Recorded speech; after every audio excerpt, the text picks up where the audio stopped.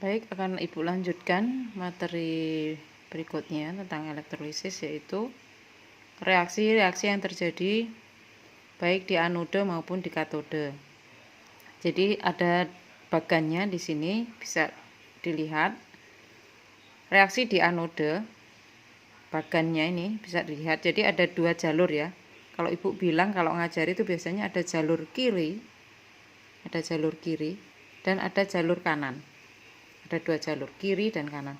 Jalur yang kiri, nah ini untuk melihat jalur yang kiri atau kanan itu dilihat, ini ada tulisan di sini, jika anodenya terbuat dari. Nah, jadi kita yang pertama kalau anode itu melihat anodenya atau elektrodenya itu terbuat dari apa.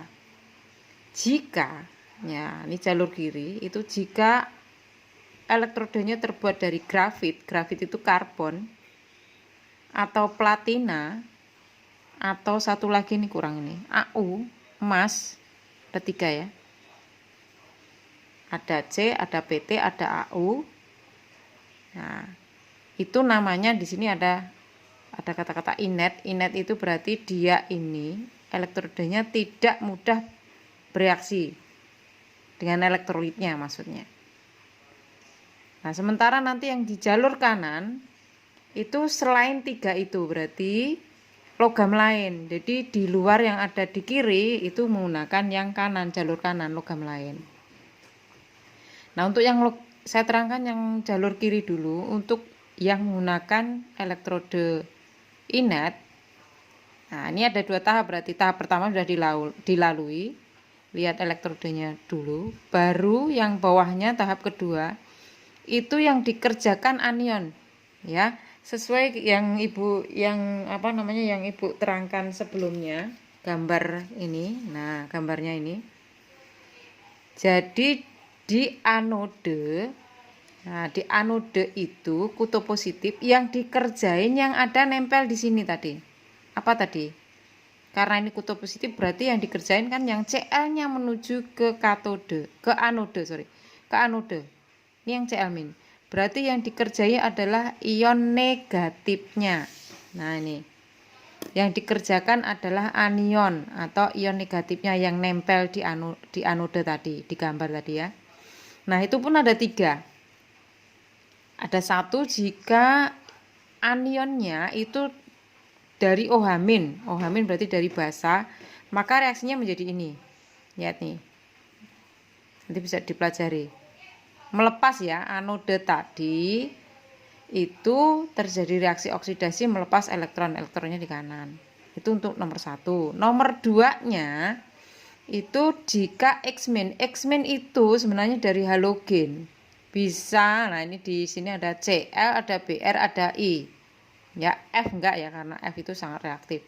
Ada Cl, Bri. Nah, maka reaksinya akan nanti berubah seperti ini. 2 X- menjadi X2 gas plus E. Maksudnya apa sih, Nak? Nah, saya tulis di bawahnya aja ya. Jadi misalkan di situ sisa yang anionnya itu ada Cl- gitu misalkan. Maka dia akan berubah menjadi gasnya. Gasnya itu namanya golongan 7A, pasti diatomik, semuanya pakai 22. Cl 2, Br 2, I 2. Nah, karena Cl- berubah menjadi Cl2, fasenya gas. Ini tadi fasenya aki. Nah, kalau di reaksi redoks yang kita pelajari kemarin, jumlah atom dan jumlah muatan harus sama. Di sini 2 sebelah kiri, 1 supaya sama, ini dikali 2. Nah, baru setelah itu menyetarakan muatan. Muatan di kiri min 2. Di kanan 0. Yang ditambah elektron itu kan yang lebih positif. Mana yang kanan? Berarti ini plus 2E. Nah, ini gambarannya. Ini X2 ya. X2 itu ya tergantung, kalau Cl berarti nanti Cl2, Br ya Br2, I ya I2. Plus ini plus 2E. Itu ya, paham ya? Nanti kalau Br- berarti menjadi 2 Br- aki menjadi Br2 plus 2E. Br2 Cl2 I2 itu gas, fasenya gas. Itu. Kemudian yang jalur ketiga itu sisa asam oksi. Berarti sisa asam yang ada O-nya. Misalkan SO42-, NO3-, CO3, 3- dan seterusnya. CO3 2-, PO4 3-. Nah, itu berarti namanya sisa asam oksi. Ternyata kalau itu ada tandanya ini. Saya kasih tanda panah, dikasih silang, artinya berarti tidak teroksidasi. Kenapa tidak? Karena dia ini termasuk kategori oksidator kuat. Dia nggak bakalan teroksidasi oleh senyawa lain karena kuat. Apanya yang teroksidasi? Yang teroksidasi adalah airnya.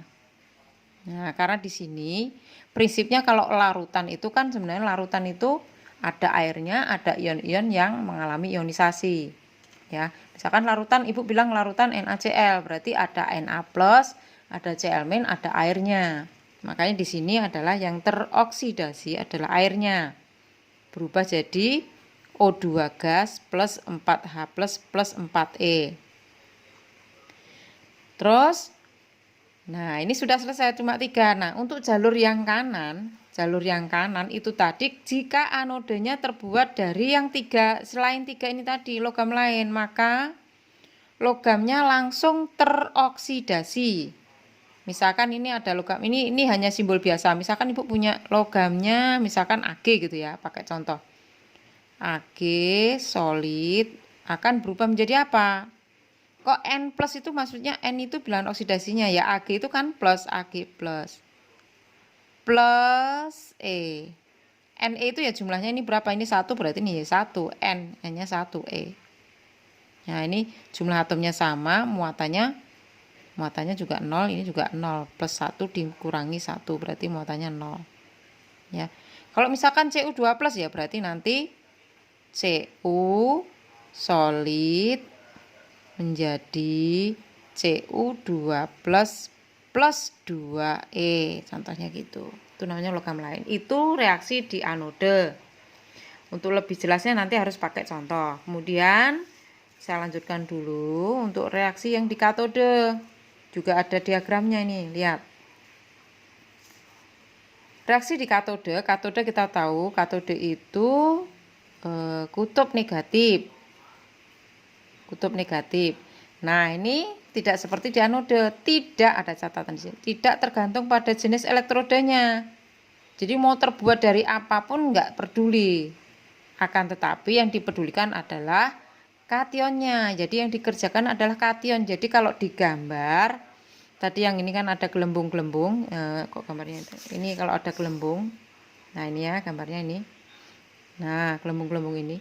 Yang dikerjain itu dari apa? Ini tadi kan negatif ini muatannya. Berarti yang dikerjain yang nempel di sekitarnya ini yaitu ion Na+, kation ini. Ini Na+ di sini. Nah, yang nempel di sini ini Na+. Nah, yang dikerjain ini kationnya. Ya, jadi perlawanan. Jadi di sini nih yang dikerjakan adalah kation atau ion yang bermuatan positif. Ada 3 jalur, cuma ini 1 tahap. Kalau yang atas tadi 2 tahap ya, ini 1 tahap aja langsung dikerjain kationnya. Jika kationnya dari H+, berarti dari asam, namanya ada H+, berarti asam ya, maka H+-nya akan berubah jadi H2. Jangan yang lain-lain, jangan mikir yang lain-lain. Kalau H ya pasti H2. Kok bisa itu 2E? Ya sudah, yang ini jumlah muatannya kan di sini. Kalau menjadi H2 kan berarti hanya di sini kurang ya, di sini ada yang kurang ini. Hanya H+ berubah jadi H2, berarti supaya sama jumlah atomnya berarti ini harusnya dikasih 2 ini. Ini 2.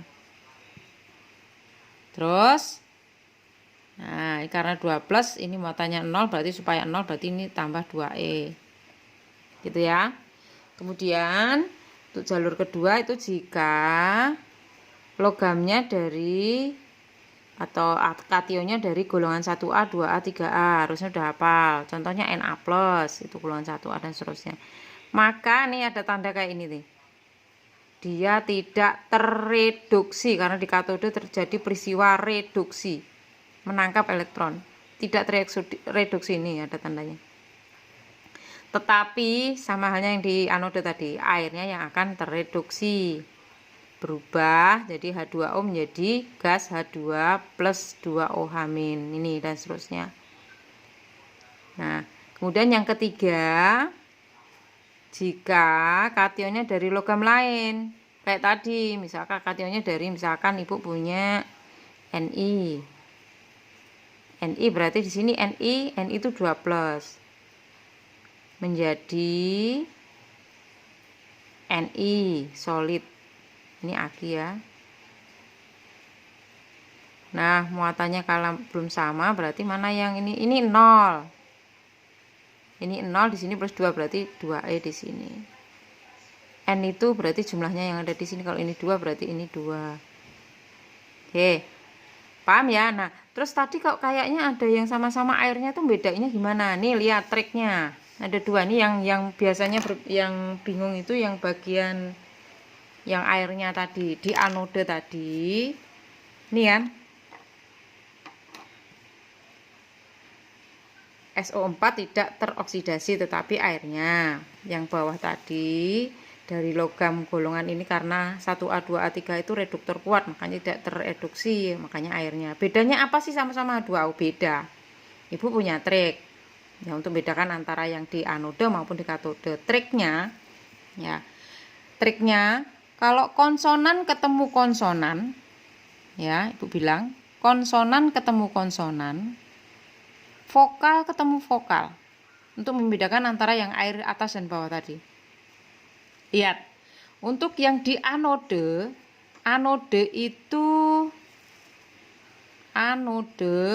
itu depannya A. Berarti khusus yang ini yang airnya teroksidasi maupun tereduksi tadi, lihat. Anode, maka produknya kalau airnya teroksidasi hasilnya juga gasnya O2. Gini, H2O air itu kan hanya terdiri dari 2 unsur, H sama O. Jadi gasnya kalau tidak O2 ya pasti H2. Gitu kan?